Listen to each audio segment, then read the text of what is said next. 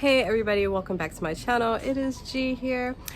It's summer vacation in Italy, so we are at the house by the sea where it all began for me here in Italy. Guys, I've been busy, like getting ready to be here and the kids and everything, but I wanted to come on. I'm still going to be doing videos while we're on vacation. If you're following me on Instagram, you'll see other pictures and videos of things that are going on here in Italy. Today, I wanted to talk about, I was looking at some things online, as you do, and I saw like there was this big uproar about a interracial couple, black man, white woman, and they jumped the broom, like literally jumped over the broom. And people were mad, like, that this black man was doing this with the white woman. So I guess what I want to talk about today is when you are a Black American marrying someone white, do you have to give up your traditions that are specifically seen as Black culture? Guys, subscribe to my channel and let's have this discussion. I'm going to need your help, to be honest with you. I need your help with this.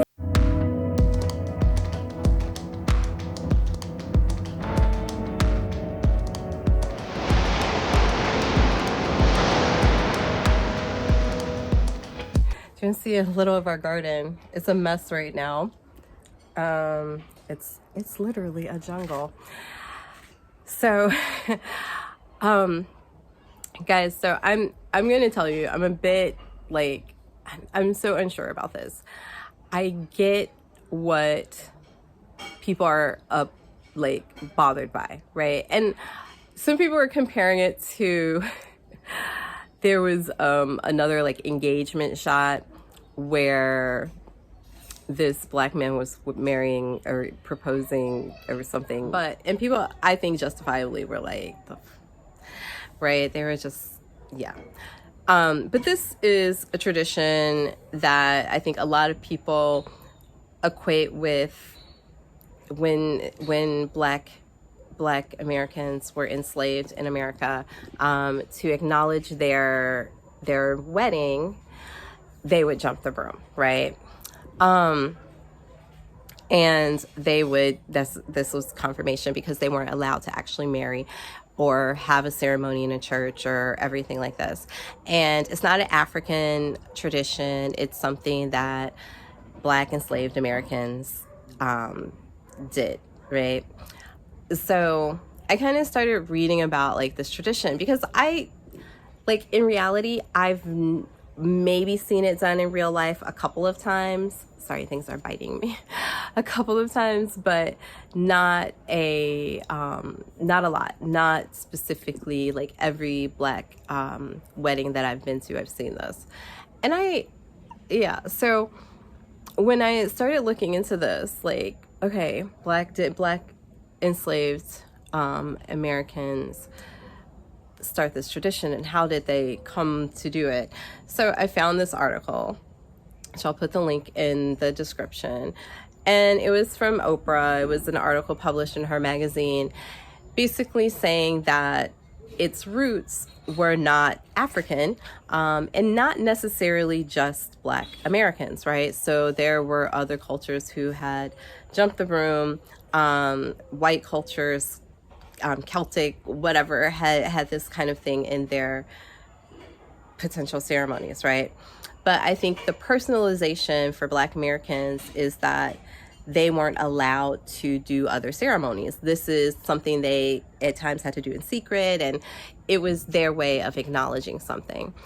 And to do this with a white American who you assume is descendant of slave owners in America, and a Black American who is, assumingly descendant of enslaved blacks in America. So this is the complexity, right? Now, white people have obviously colonized a big part of the world. They have spread their brands of torture all over the world, right? But what happened in America specifically during this time period, because we know slavery isn't new, it's something that has happened all over the world in different ways in different times of the world, that this specific thing, because it's so close, so near, and so obviously something that people who were tortured had to do to have some humility about themselves, why would you share this sort of tradition with a white American person? I don't know, man. It's hard for me because I feel like all of that is true. I personally, don't follow many traditions, so I wouldn't include that in any sort of ceremony that I was in or for myself. But I get what people, how people might be bothered. But I also get the idea that if this is my culture and I love it, but I happen to fall in love with you, if these were my dreams and aspirations to have in my wedding or whatever, do I have to skip out on that because the person I happen to have fallen in love with was this person? Now, it's curious because obviously Europeans, I'm in Europe, I don't know if that would make a difference because technically they weren't there, even though the originators of colonization came from these parts of the world, right? How deep does it go? Where does it end? Because I've seen white people doing Indian marriages, white people doing Asian marriages, all of these kind of things are inclusive and in many instances showing honor and respect to that other culture. So there is no honor or respect that I guess people feel from a white American participating in these sort of activities. So how do you start finding the balance? Do you just have to give it up? Do you really have to give up the things that you dreamed of or love about your culture if the person you fall in love with happens not to be within that culture? I think that's a hard one. I wouldn't want to give up the things, right? And it's not guaranteed who you match with. So as someone who comes to your culture and wants you to accept it, is that, it's really hard because we don't know what level of respect these people have for the culture. Even the dude who happened to be black, you don't know what level of respect he happened to have for the culture, right? But if you are someone who's living your life as an individual, because, I love individualism, what do you owe the rest of the culture? Or do you have to give that up for your individualism? Maybe I've had too much to drink tonight. Maybe I shouldn't post this video.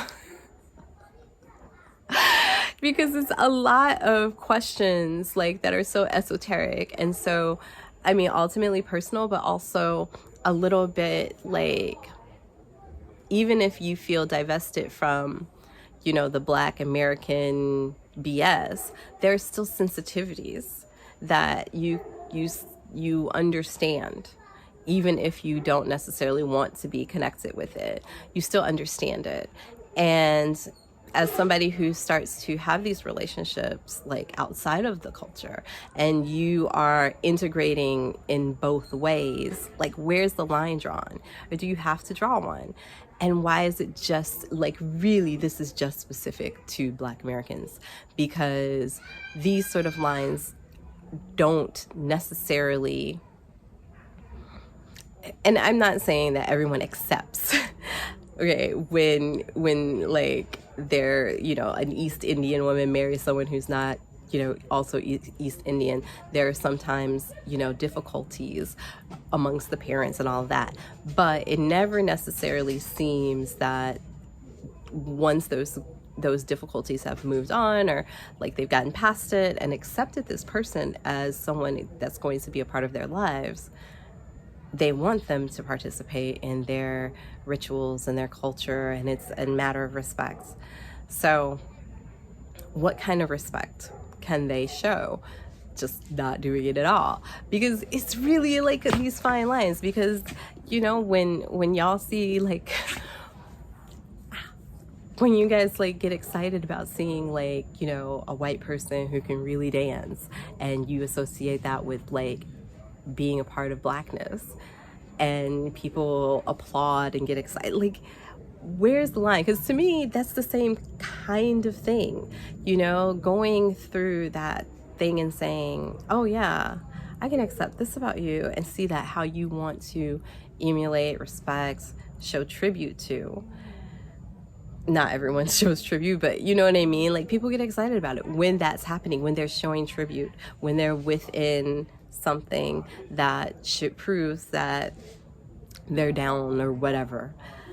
But just seeing these people jump over the broom, not knowing anything about them, how do we know that's not kind of the same thing? I don't know. I'm still kind of on the fence. I'm like definitely gonna need some discussion from you guys to maybe show me different ways of thinking about this. I mean, can they be showing respect? Is it always going to be disrespectful just because of the history? If we got tribute of reparations and things like that, would that start showing, from a government sort of way? Because it's not individual, right? That just shows that something was acknowledged by the government, but that doesn't necessarily dwindle down to the individual. So, there's lots of different feelings and ideas. So I definitely want to hear from you and your thoughts. And guys, please subscribe to the channel. I want to welcome my new subscribers. I really appreciate you guys coming on this journey with me, helping me work through questions that I have that, I'm constantly debating about being in different cultures. So ciao, ciao for now. Ciao, ciao for now. Ciao, ciao.